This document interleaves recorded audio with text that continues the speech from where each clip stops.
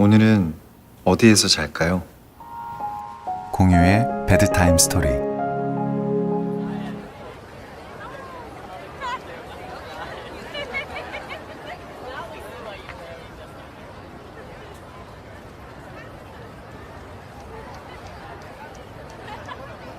온 도시가 반짝이는 꼬마 전구와 푸른 별빛으로 가득한 약간은 들떠있는 겨울의 런던입니다.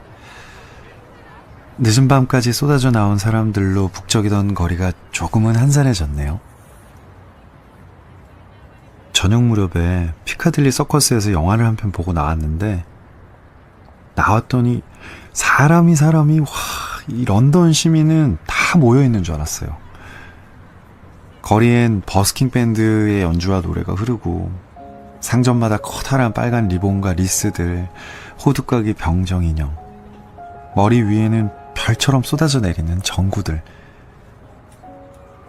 그 속에 가만히 서 있기만 해도 머리 위로 폭죽이 터지는 기분이었어요. 축제 같은 겨울밤입니다. 조금 걷다 보니 일찍부터 열린 크리스마스 마켓이 있길래 들어가서 귀국 선물도 몇 개 골랐습니다. 부스마다 아기자기하고 예쁜 게 정말 많아서 눈이 휘둥그레졌는데, 이게 가격이 사악해요. 열쇠고리, 냉장고, 자석, 누가 외국 나갔다가 이런 거 사오면 참 별로다 싶었는데, 제가 이걸 그만 사고야 말았습니다.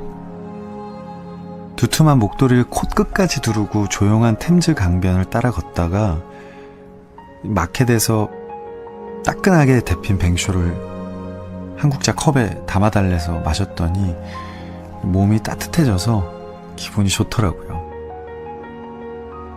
겨울밤의 찬 공기는 마음을 설레게 하죠.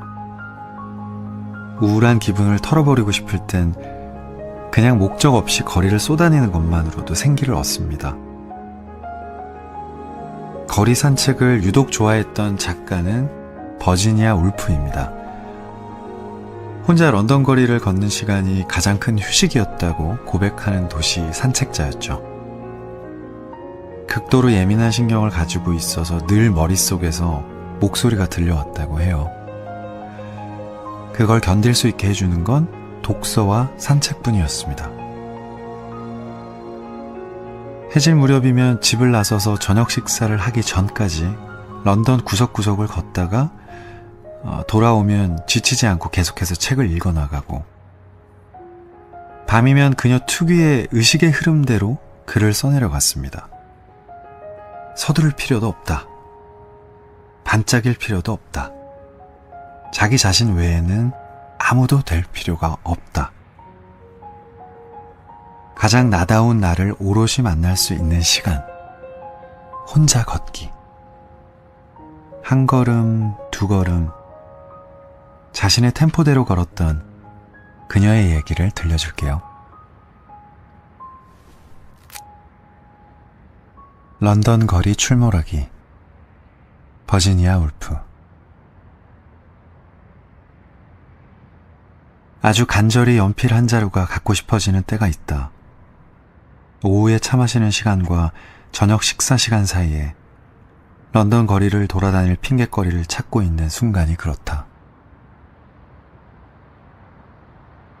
여우 사냥꾼들이 여우의 새끼들을 보호하려고 사냥하는 거라고 말하고, 골프 치는 사람들이 건축업자들로부터 공터를 지키기 위해 골프를 치는 것이라고 하듯이, 거리를 걷고 싶은 마음에도 연필을 사야 한다는 핑계를 대는 것이다. 난 정말로 연필을 사야만 해. 런던 거리를 어슬렁거리는 겨울 런던 도시 생활의 가장 큰 기쁨을 안심하고 마음껏 누리기 위해 자연스럽게 길을 나설 이유를 만드는 것이다. 시간은 저녁이어야 하고 계절은 겨울이어야 한다. 맑고 투명한 겨울 공기와 거리의 분위기는 기분을 좋아지게 만든다. 여름의 그늘을 찾고 외딴 곳으로 떠나거나 풀밭의 달콤한 공기를 맡으려면 따로 시간을 빼고 눈치를 봐야 하지만, 겨울엔 그럴 필요가 없다. 저녁의 어둠과 불빛들만으로도 충분히 해방감을 느낄 수 있다. 오후 4시와 6시 사이즈음, 날이 좋은 저녁 시간에 집을 나서면 친구들이 아는 나 자신은 잠시 접어두고 거리를 걷는 익명의 방랑자가 되어 군중들 사이로 숨어들 수 있다. 그 시간에 집에 앉아 있으면 방 안에 놓여있는 물건 하나하나에서 강렬한 기억들이 빠져나와 나를 둘러싸는데 아주 이상하고 기이한 기분이 든다. 예를 들면 이렇다. 벽난로 위 선반에는 바람이 많이 부는 날 만토바에서 산 그릇이 하나 있다. 가게 앞을 지나는데 느닷없이 고약해 보이는 늙은 주인 여자가 내 치맛자락을 붙잡더니 요즘 굶어 죽을 지경이니 이 그릇 좀 가져가라고 소리를 쳤다. 마치 인심이라도 쓰듯 하얀색과 파란색 도자기 그릇을 내 손에 덥석 쥐어주길래 안 사면 안 될 것 같아 돈을 주고 왔는데 호텔까지 가는 길에 생각해보니 바가지를 쓴 게 틀림없었다. 그날 호텔에서는 한밤중에 밖이 소란스러워 내다보니 호텔 주인과 아내가 아주 심하게 다투고 있었다. 구경을 하려고 몸을 마당 쪽으로 내미는 순간 기둥을 감싸며 올라가는 덩굴들과 밤하늘의 하얀 별들이 눈에 들어왔다. 온 세상이 차분해지던 그 찰나의 기억이 희미하게 지나간 100만 개의 동전들 사이에 반짝이는 동전처럼 아주 선명히 각인되었다. 그곳엔 조금 슬퍼 보이는 영국 남자가 커피잔과 작은 탁자 사이에 서 있던 모습도 보인다. 대개 여행자들이 그렇듯 그는 중요한 비밀을 털어놓았었다. 이탈리아, 바람 불던 아침, 기둥을 타고 올라가는 넝쿨, 영국 남자와 영혼의 비밀. 이 모든 기억들이 선반 위 그릇에서 연기처럼 스멀스멀 새어나왔다. 시선을 바닥으로 돌리는데 카펫의 갈색 얼룩이 눈에 들어왔다. 로이드 조지가 만든 얼룩이다. 커밍스 씨가 찻 주전자에 뜨거운 물을 채우다 말고 로이드 조지, 악마 같은 인간 이라고 내뱉으며 난로에 놓아야 할 주전자를 바닥에 내려놨다. 그때 카펫이 동그랗게 탄 것이다. 그러나 그 모든 것들이 문을 닫고 나오면 사라진다. 겨울의 거리는 얼마나 아름다운가. 거리는 드러나 있으면서도 흐릿하다. 길가의 대칭으로 길게 뻗어있는 문과 창문들이 희미하게 보인다. 어슴푸레한 가로등 불빛은 떠다니는 빛의 섬 같다. 그 밑을 빠르게 오가는 사람들은 가난하고 초라하지만 약간은 비현실적으로 다가오며 의기양양하게 느껴진다. 잡아먹을 듯 달려들던 삶을 따돌리고 살아남은 먹잇감처럼 여유롭다. 눈이라도 내리면 우리는 부드럽게 시내를 따라 내려와 강변을 거닌다. 편안히 쉬게 하고 잠시 멈추게 하며 머릿속을 잠재운다. 불빛의 섬과 어둠의 숲이 어우러진 저녁 무렵의 런던 거리는 아름답다. 한쪽에는 나무들이 군데군데 서 있고 풀이 자라는 곳에는 밤이 잠들어 있을 것 같다. 고요한 들판 위로 나 있는 철길을 따라 걸으면 나뭇잎이 바스락거리는 소리, 나뭇가지가 툭툭 갈라지는 소리, 부엉이 우는 소리가 들린다. 멀리 골짜기에서 기차가 덜컹거리는 소리가 들려온다. 하지만 이곳이 런던이라는 사실을 다시 떠올린다. 앙상한 가지 사이로 빨갛고 노란 신호등 불빛이 높이 걸려 있다. 낮게 떠있는 별처럼 건물들은 등불을 밝히고 서 있다. 아직 이곳에 전원의 평화가 남아있는 곳은 오직 런던 스퀘어뿐이다. 이 시간이 되면 사무실의 불빛들은 지도 위로, 문서 위로, 끝없는 업무 서류들을 축축한 두 번째 손가락으로 넘기며 앉아있는 직원들의 책상 위로 활활 타오른다. 어느 새로운 장소에 가면 그곳 주인의 분위기와 삶이 스며들어 있다.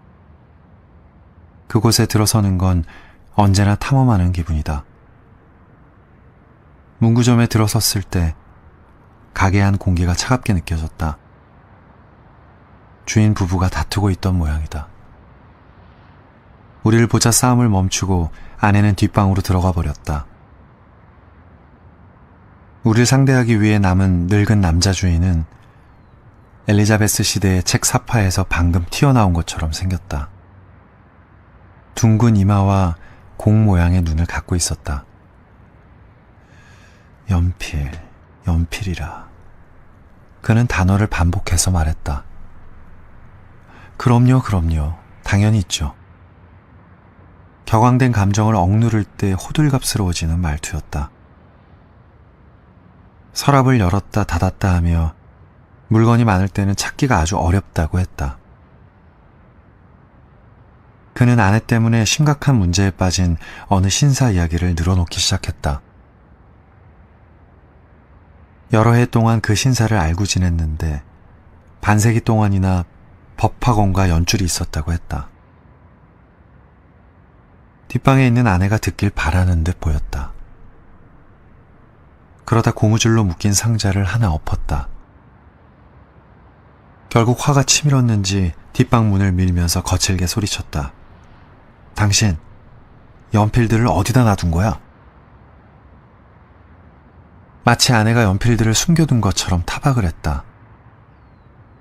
늙은 부인은 방에서 무표정한 얼굴로 나오더니 쳐다보지도 않고 정확히 상자 하나를 꺼내 손을 집어넣었다. 상자엔 연필이 들어있었다. 그는 그녀 없이 어떻게 살까? 그에게 그녀는 없어서는 안 될 존재 아닐까? 나는 중재자의 심정으로 두 사람을 그곳에 서 있게 하기 위해서 일부러 까다롭게 연필을 골랐다. 이건 너무 부드럽고 이건 너무 딱딱하네. 그들은 말없이 나를 바라보며 서 있었다. 서 있는 시간이 길어질수록 그들은 차분해졌고 둘 사이의 감정도 진정이 되고 화가 풀렸다. 언제 다퉜냐는 듯 사파에서 튀어나온 것 같은 남자 주인은 다시 연필을 제자리에 두고 깍듯이 인사를 하곤 둘이 사라졌다. 여주인은 아마 바느질 꾸러미를 꺼낼 것이고 남자는 신문을 읽을 것이다. 카넬리아 꽃은 그들에게 공평하게 씨앗을 흩뿌릴 것이다. 다툼은 끝났다. 연필을 사서 나오니 거리는 텅 비어 있었다. 삶은 모두 꼭대기층으로 돌아가고 전등이 켜졌다. 길은 메마르고 딱딱했다. 황량함 속에서 길을 걸으며 문구점의 다툼은 하나의 이야기가 되었다. 이야기를 들려주는 사이 우리는 다른 사람의 삶 속에 머무른다. 누군가는 세탁부가 되고 호텔 주인이 되고 거리의 가수가 될 것이다.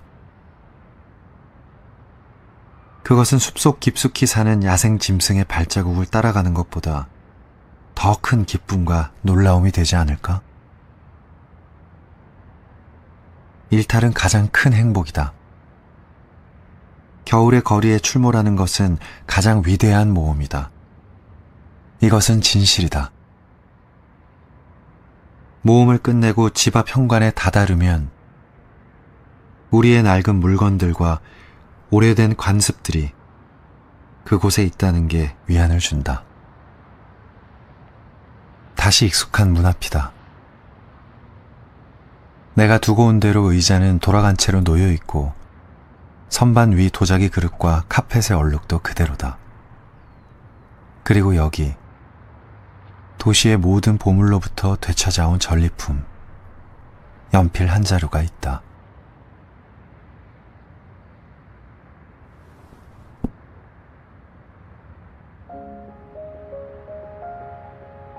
혼자 걸으면 생각을 하게 돼서 좋아요. 무슨 생각하냐고요?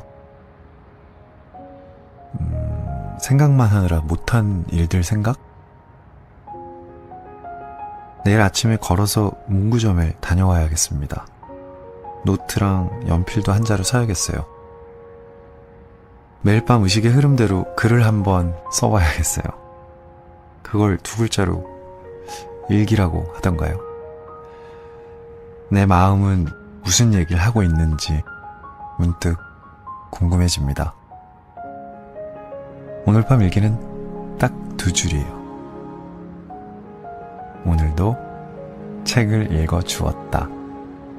참 좋았다.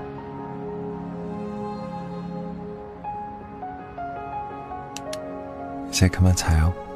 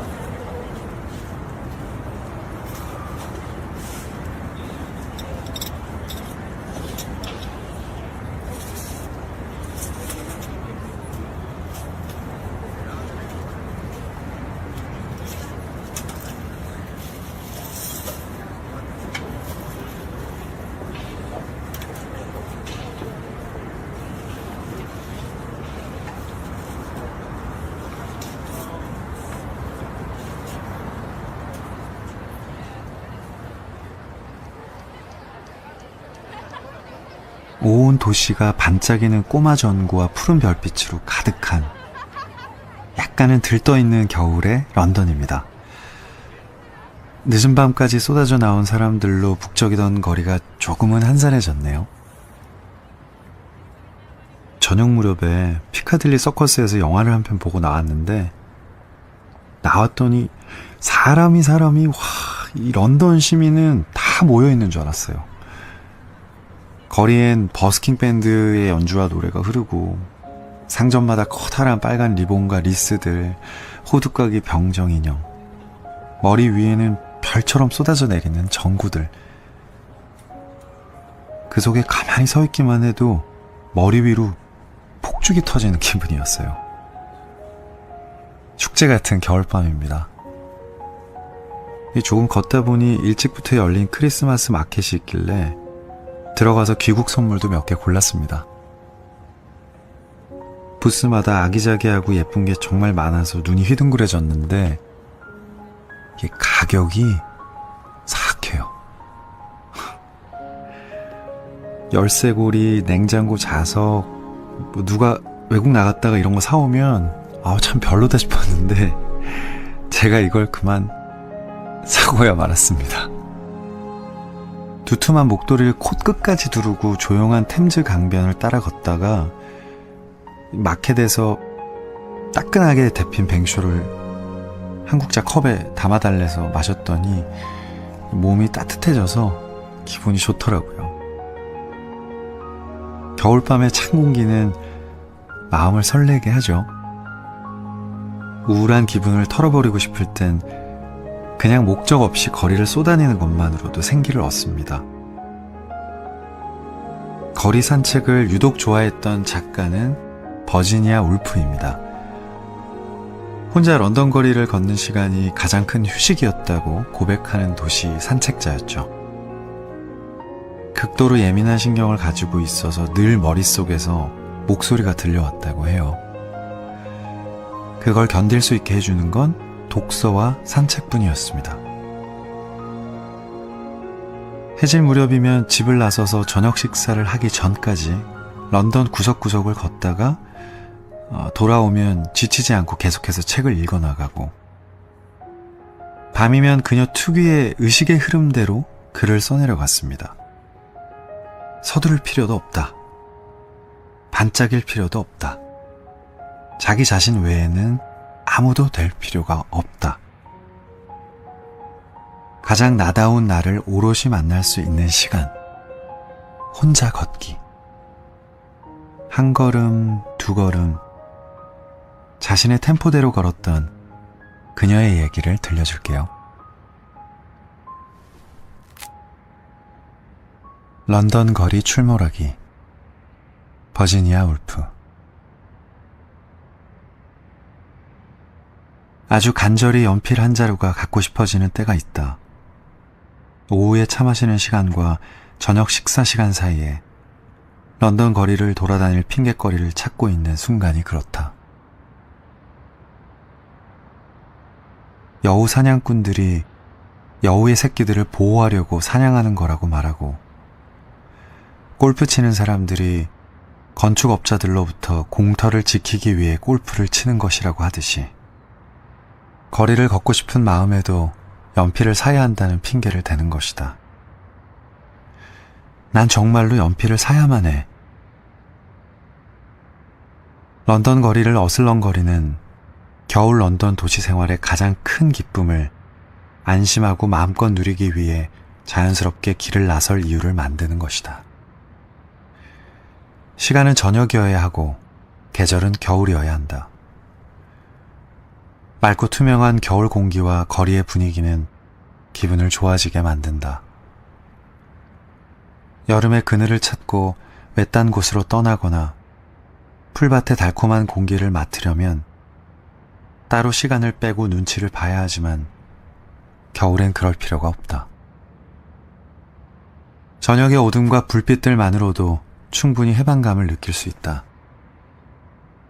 오후 4시와 6시 사이즈음, 날이 좋은 저녁 시간에 집을 나서면 친구들이 아는 나 자신은 잠시 접어두고 거리를 걷는 익명의 방랑자가 되어 군중들 사이로 숨어들 수 있다. 그 시간에 집에 앉아 있으면 방 안에 놓여있는 물건 하나하나에서 강렬한 기억들이 빠져나와 나를 둘러싸는데 아주 이상하고 기이한 기분이 든다. 예를 들면 이렇다. 벽난로 위 선반에는 바람이 많이 부는 날 만토바에서 산 그릇이 하나 있다.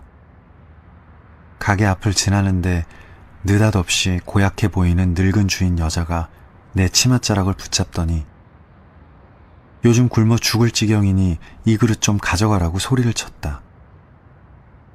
마치 인심이라도 쓰듯 하얀색과 파란색 도자기 그릇을 내 손에 덥석 쥐어주길래 안 사면 안 될 것 같아 돈을 주고 왔는데 호텔까지 가는 길에 생각해보니 바가지를 쓴 게 틀림없었다. 그날 호텔에서는 한밤중에 밖이 소란스러워 내다보니 호텔 주인과 아내가 아주 심하게 다투고 있었다. 구경을 하려고 몸을 마당 쪽으로 내미는 순간 기둥을 감싸며 올라가는 덩굴들과 밤하늘의 하얀 별들이 눈에 들어왔다. 온 세상이 차분해지던 그 찰나의 기억이 희미하게 지나간 100만 개의 동전들 사이에 반짝이는 동전처럼 아주 선명히 각인되었다. 그곳엔 조금 슬퍼 보이는 영국 남자가 커피잔과 작은 탁자 사이에 서 있던 모습도 보인다. 대개 여행자들이 그렇듯 그는 중요한 비밀을 털어놓았었다. 이탈리아, 바람 불던 아침, 기둥을 타고 올라가는 넝쿨, 영국 남자와 영혼의 비밀. 이 모든 기억들이 선반 위 그릇에서 연기처럼 스멀스멀 새어나왔다. 시선을 바닥으로 돌리는데 카펫의 갈색 얼룩이 눈에 들어왔다. 로이드 조지가 만든 얼룩이다. 커밍스 씨가 찻 주전자에 뜨거운 물을 채우다 말고 로이드 조지, 악마 같은 인간 이라고 내뱉으며 난로에 놓아야 할 주전자를 바닥에 내려놨다.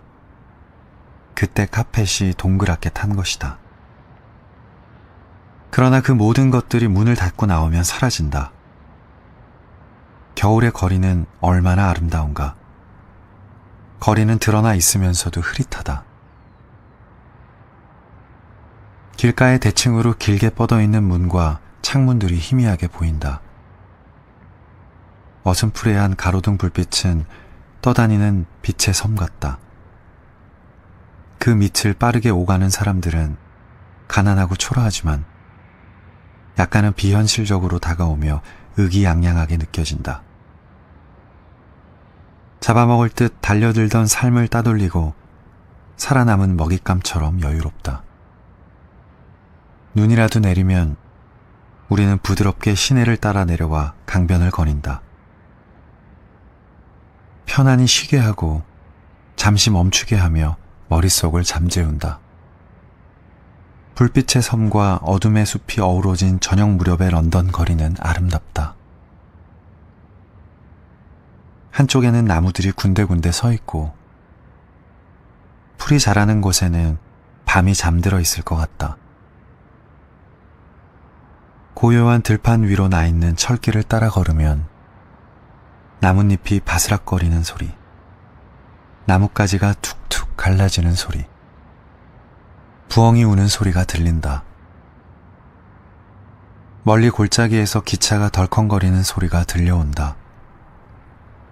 하지만 이곳이 런던이라는 사실을 다시 떠올린다. 앙상한 가지 사이로 빨갛고 노란 신호등 불빛이 높이 걸려 있다. 낮게 떠 있는 별처럼 건물들은 등불을 밝히고 서 있다. 아직 이곳에 전원의 평화가 남아있는 곳은 오직 런던 스퀘어뿐이다. 이 시간이 되면 사무실의 불빛들은 지도 위로, 문서 위로, 끝없는 업무 서류들을 축축한 두 번째 손가락으로 넘기며 앉아있는 직원들의 책상 위로 활활 타오른다. 어느 새로운 장소에 가면 그곳 주인의 분위기와 삶이 스며들어 있다.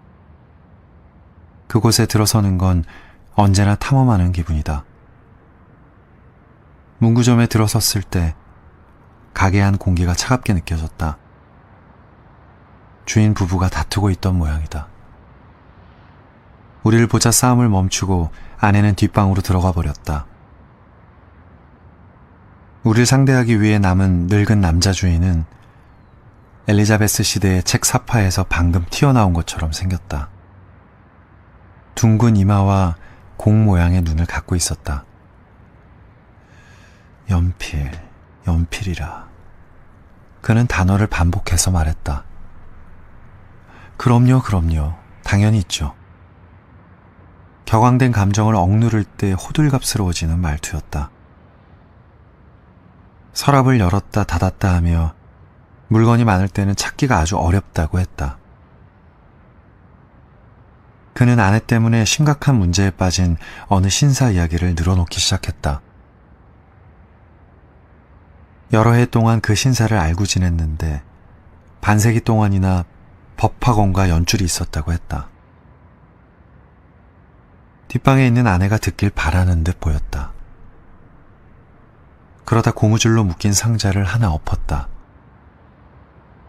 결국 화가 치밀었는지 뒷방 문을 밀면서 거칠게 소리쳤다. 당신, 연필들을 어디다 놔둔 거야? 마치 아내가 연필들을 숨겨둔 것처럼 타박을 했다. 늙은 부인은 방에서 무표정한 얼굴로 나오더니 쳐다보지도 않고 정확히 상자 하나를 꺼내 손을 집어넣었다. 상자엔 연필이 들어있었다.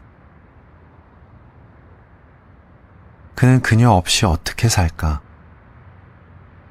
그에게 그녀는 없어서는 안 될 존재 아닐까? 나는 중재자의 심정으로 두 사람을 그곳에 서 있게 하기 위해서 일부러 까다롭게 연필을 골랐다. 이건 너무 부드럽고 이건 너무 딱딱하네. 그들은 말없이 나를 바라보며 서 있었다. 서 있는 시간이 길어질수록 그들은 차분해졌고 둘 사이의 감정도 진정이 되고 화가 풀렸다. 언제 다퉜냐는 듯 사파에서 튀어나온 것 같은 남자 주인은 다시 연필을 제자리에 두고 깍듯이 인사를 하곤 둘이 사라졌다. 여주인은 아마 바느질 꾸러미를 꺼낼 것이고 남자는 신문을 읽을 것이다. 카네레아 꽃은 그들에게 공평하게 씨앗을 흩뿌릴 것이다. 다툼은 끝났다. 연필을 사서 나오니 거리는 텅 비어 있었다. 삶은 모두 꼭대기층으로 돌아가고 전등이 켜졌다. 길은 메마르고 딱딱했다. 황량함 속에서 길을 걸으며 문구점의 다툼은 하나의 이야기가 되었다. 이야기를 들려주는 사이 우리는 다른 사람의 삶 속에 머무른다. 누군가는 세탁부가 되고 호텔 주인이 되고 거리의 가수가 될 것이다. 그것은 숲속 깊숙이 사는 야생 짐승의 발자국을 따라가는 것보다 더 큰 기쁨과 놀라움이 되지 않을까? 일탈은 가장 큰 행복이다. 겨울의 거리에 출몰하는 것은 가장 위대한 모험이다. 이것은 진실이다. 모험을 끝내고 집 앞 현관에 다다르면 우리의 낡은 물건들과 오래된 관습들이 그곳에 있다는 게 위안을 준다. 다시 익숙한 문 앞이다. 내가 두고 온 대로 의자는 돌아간 채로 놓여 있고 선반 위 도자기 그릇과 카펫의 얼룩도 그대로다. 그리고 여기 도시의 모든 보물로부터 되찾아온 전리품, 연필 한 자루가 있다.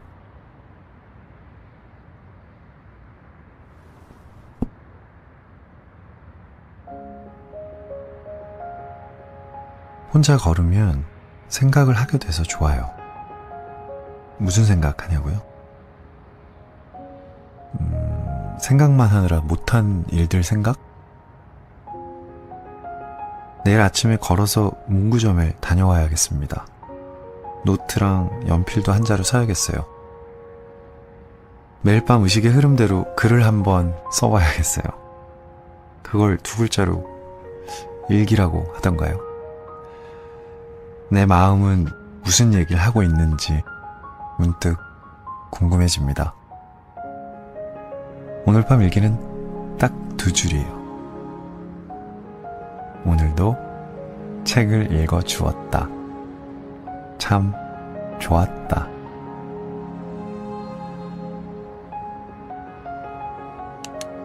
이제 그만 자요.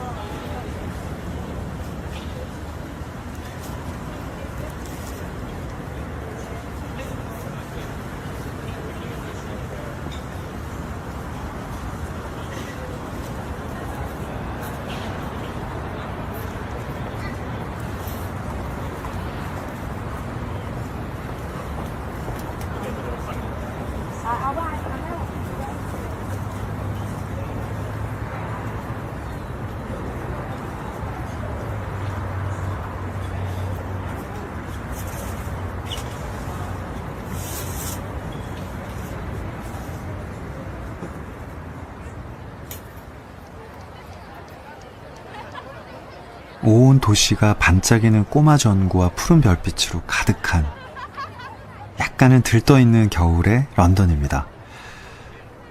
늦은 밤까지 쏟아져 나온 사람들로 북적이던 거리가 조금은 한산해졌네요. 저녁 무렵에 피카딜리 서커스에서 영화를 한 편 보고 나왔는데 나왔더니 사람이 이 런던 시민은 다 모여있는 줄 알았어요. 거리엔 버스킹 밴드의 연주와 노래가 흐르고 상점마다 커다란 빨간 리본과 리스들, 호두까기 병정 인형, 머리 위에는 별처럼 쏟아져 내리는 전구들. 그 속에 가만히 서 있기만 해도 머리 위로 폭죽이 터지는 기분이었어요. 축제 같은 겨울밤입니다. 조금 걷다 보니 일찍부터 열린 크리스마스 마켓이 있길래 들어가서 귀국 선물도 몇 개 골랐습니다. 부스마다 아기자기하고 예쁜 게 정말 많아서 눈이 휘둥그레졌는데 이게 가격이 사악해요. 열쇠고리, 냉장고, 자석, 누가 외국 나갔다가 이런 거 사오면 참 별로다 싶었는데 제가 이걸 그만 사고야 말았습니다. 두툼한 목도리를 콧끝까지 두르고 조용한 템즈 강변을 따라 걷다가 마켓에서 따끈하게 데핀 뱅쇼를 한 국자 컵에 담아달래서 마셨더니 몸이 따뜻해져서 기분이 좋더라고요. 겨울밤의 찬 공기는 마음을 설레게 하죠.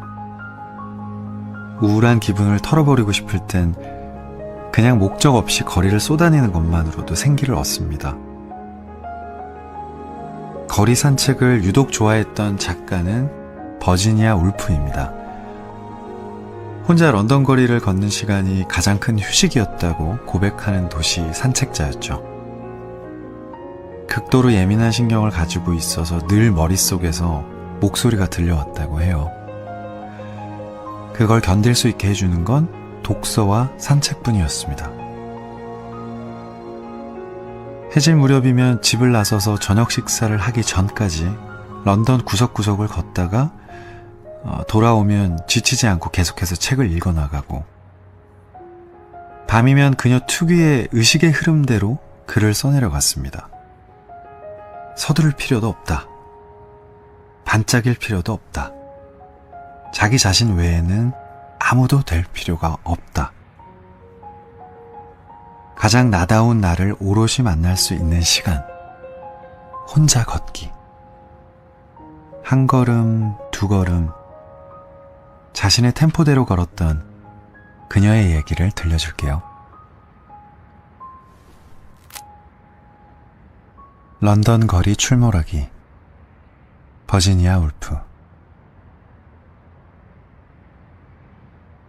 아주 간절히 연필 한 자루가 갖고 싶어지는 때가 있다. 오후에 차 마시는 시간과 저녁 식사 시간 사이에 런던 거리를 돌아다닐 핑곗거리를 찾고 있는 순간이 그렇다. 여우 사냥꾼들이 여우의 새끼들을 보호하려고 사냥하는 거라고 말하고, 골프 치는 사람들이 건축업자들로부터 공터를 지키기 위해 골프를 치는 것이라고 하듯이, 거리를 걷고 싶은 마음에도 연필을 사야 한다는 핑계를 대는 것이다. 난 정말로 연필을 사야만 해. 런던 거리를 어슬렁거리는 겨울 런던 도시 생활의 가장 큰 기쁨을 안심하고 마음껏 누리기 위해 자연스럽게 길을 나설 이유를 만드는 것이다. 시간은 저녁이어야 하고 계절은 겨울이어야 한다. 맑고 투명한 겨울 공기와 거리의 분위기는 기분을 좋아지게 만든다. 여름의 그늘을 찾고 외딴 곳으로 떠나거나 풀밭의 달콤한 공기를 맡으려면 따로 시간을 빼고 눈치를 봐야 하지만 겨울엔 그럴 필요가 없다. 저녁의 어둠과 불빛들만으로도 충분히 해방감을 느낄 수 있다. 오후 4시와 6시 사이즈음, 날이 좋은 저녁 시간에 집을 나서면 친구들이 아는 나 자신은 잠시 접어두고 거리를 걷는 익명의 방랑자가 되어 군중들 사이로 숨어들 수 있다.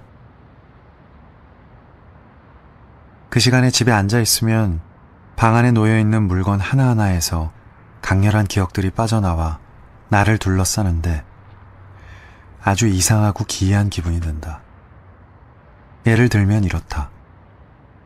벽 난로 위 선반에는 바람이 많이 부는 날 만토바에서 산 그릇이 하나 있다. 가게 앞을 지나는데 느닷없이 고약해 보이는 늙은 주인 여자가 내 치맛자락을 붙잡더니 요즘 굶어 죽을 지경이니 이 그릇 좀 가져가라고 소리를 쳤다. 마치 인심이라도 쓰듯 하얀색과 파란색 도자기 그릇을 내 손에 덥석 쥐어주길래 안 사면 안 될 것 같아 돈을 주고 왔는데 호텔까지 가는 길에 생각해보니 바가지를 쓴 게 틀림없었다. 그날 호텔에서는 한밤중에 밖이 소란스러워 내다보니 호텔 주인과 아내가 아주 심하게 다투고 있었다. 구경을 하려고 몸을 마당 쪽으로 내미는 순간 기둥을 감싸며 올라가는 덩굴들과 밤하늘의 하얀 별들이 눈에 들어왔다. 온 세상이 차분해지던 그 찰나의 기억이 희미하게 지나간 100만 개의 동전들 사이에 반짝이는 동전처럼 아주 선명히 각인되었다. 그곳엔 조금 슬퍼 보이는 영국 남자가 커피잔과 작은 탁자 사이에 서 있던 모습도 보인다. 대개 여행자들이 그렇듯 그는 중요한 비밀을 털어놓았었다. 이탈리아, 바람 불던 아침, 기둥을 타고 올라가는 넝쿨, 영국 남자와 영혼의 비밀. 이 모든 기억들이 선반 위 그릇에서 연기처럼 스멀스멀 새어나왔다. 시선을 바닥으로 돌리는데 카펫의 갈색 얼룩이 눈에 들어왔다. 로이드 조지가 만든 얼룩이다. 커밍스 씨가 찻 주전자에 뜨거운 물을 채우다 말고 로이드 조지, 악마 같은 인간 이라고 내뱉으며 난로에 놓아야 할 주전자를 바닥에 내려놨다. 그때 카펫이 동그랗게 탄 것이다. 그러나 그 모든 것들이 문을 닫고 나오면 사라진다. 겨울의 거리는 얼마나 아름다운가. 거리는 드러나 있으면서도 흐릿하다. 길가의 대층으로 길게 뻗어있는 문과 창문들이 희미하게 보인다. 어슴푸레한 가로등 불빛은 떠다니는 빛의 섬 같다. 그 밑을 빠르게 오가는 사람들은 가난하고 초라하지만 약간은 비현실적으로 다가오며 의기양양하게 느껴진다. 잡아먹을 듯 달려들던 삶을 따돌리고 살아남은 먹잇감처럼 여유롭다. 눈이라도 내리면 우리는 부드럽게 시내를 따라 내려와 강변을 거닌다. 편안히 쉬게 하고 잠시 멈추게 하며 머릿속을 잠재운다. 불빛의 섬과 어둠의 숲이 어우러진 저녁 무렵의 런던 거리는 아름답다. 한쪽에는 나무들이 군데군데 서 있고 풀이 자라는 곳에는 밤이 잠들어 있을 것 같다. 고요한 들판 위로 나 있는 철길을 따라 걸으면 나뭇잎이 바스락거리는 소리, 나뭇가지가 툭툭 갈라지는 소리, 부엉이 우는 소리가 들린다. 멀리 골짜기에서 기차가 덜컹거리는 소리가 들려온다. 하지만 이곳이 런던이라는 사실을 다시 떠올린다. 앙상한 가지 사이로 빨갛고 노란 신호등 불빛이 높이 걸려 있다. 낮게 떠있는 별처럼 건물들은 등불을 밝히고 서 있다. 아직 이곳에 전원의 평화가 남아있는 곳은 오직 런던 스퀘어뿐이다. 이 시간이 되면 사무실의 불빛들은 지도 위로, 문서 위로, 끝없는 업무 서류들을 축축한 두 번째 손가락으로 넘기며 앉아있는 직원들의 책상 위로 활활 타오른다. 어느 새로운 장소에 가면 그곳 주인의 분위기와 삶이 스며들어 있다. 그곳에 들어서는 건 언제나 탐험하는 기분이다. 문구점에 들어섰을 때 가게 안 공기가 차갑게 느껴졌다. 주인 부부가 다투고 있던 모양이다. 우리를 보자 싸움을 멈추고 아내는 뒷방으로 들어가 버렸다. 우리를 상대하기 위해 남은 늙은 남자 주인은 엘리자베스 시대의 책 사파에서 방금 튀어나온 것처럼 생겼다. 둥근 이마와 공 모양의 눈을 갖고 있었다. 연필이라. 그는 단어를 반복해서 말했다. 그럼요. 당연히 있죠. 격앙된 감정을 억누를 때 호들갑스러워지는 말투였다. 서랍을 열었다 닫았다 하며 물건이 많을 때는 찾기가 아주 어렵다고 했다. 그는 아내 때문에 심각한 문제에 빠진 어느 신사 이야기를 늘어놓기 시작했다. 여러 해 동안 그 신사를 알고 지냈는데 반세기 동안이나 법학원과 연줄이 있었다고 했다. 뒷방에 있는 아내가 듣길 바라는 듯 보였다. 그러다 고무줄로 묶인 상자를 하나 엎었다. 결국 화가 치밀었는지 뒷방 문을 밀면서 거칠게 소리쳤다. 당신, 연필들을 어디다 놔둔 거야? 마치 아내가 연필들을 숨겨둔 것처럼 타박을 했다. 늙은 부인은 방에서 무표정한 얼굴로 나오더니 쳐다보지도 않고 정확히 상자 하나를 꺼내 손을 집어넣었다. 상자엔 연필이 들어있었다. 그는 그녀 없이 어떻게 살까? 그에게 그녀는 없어서는 안 될 존재 아닐까? 나는 중재자의 심정으로 두 사람을 그곳에 서 있게 하기 위해서 일부러 까다롭게 연필을 골랐다. 이건 너무 부드럽고 이건 너무 딱딱하네. 그들은 말없이 나를 바라보며 서 있었다. 서 있는 시간이 길어질수록 그들은 차분해졌고 둘 사이의 감정도 진정이 되고 화가 풀렸다. 언제 다퉜냐는 듯 사파에서 튀어나온 것 같은 남자 주인은 다시 연필을 제자리에 두고 깍듯이 인사를 하곤 둘이 사라졌다. 여주인은 아마 바느질 꾸러미를 꺼낼 것이고 남자는 신문을 읽을 것이다. 카나리아 꽃은 그들에게 공평하게 씨앗을 흩뿌릴 것이다. 다툼은 끝났다. 연필을 사서 나오니 거리는 텅 비어 있었다. 삶은 모두 꼭대기층으로 돌아가고 전등이 켜졌다. 길은 메마르고 딱딱했다. 황량함 속에서 길을 걸으며 문구점의 다툼은 하나의 이야기가 되었다. 이야기를 들려주는 사이 우리는 다른 사람의 삶 속에 머무른다. 누군가는 세탁부가 되고 호텔 주인이 되고 거리의 가수가 될 것이다. 그것은 숲속 깊숙이 사는 야생 짐승의 발자국을 따라가는 것보다 더 큰 기쁨과 놀라움이 되지 않을까? 일탈은 가장 큰 행복이다. 겨울의 거리에 출몰하는 것은 가장 위대한 모험이다. 이것은 진실이다. 모험을 끝내고 집 앞 현관에 다다르면 우리의 낡은 물건들과 오래된 관습들이 그곳에 있다는 게 위안을 준다.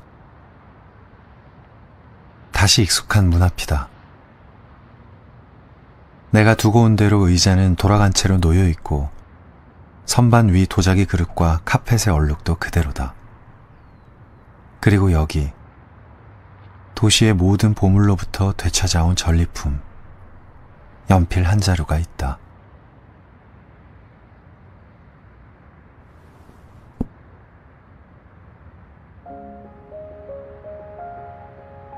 혼자 걸으면 생각을 하게 돼서 좋아요.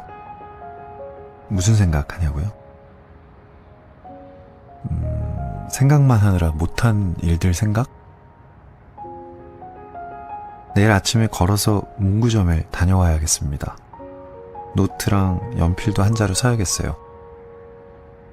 매일 밤 의식의 흐름대로 글을 한번 써봐야겠어요. 그걸 두 글자로 일기라고 하던가요?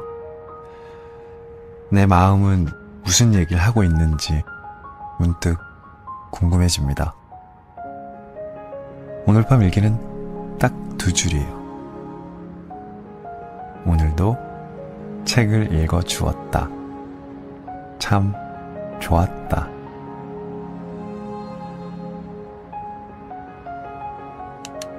이제 그만 자요.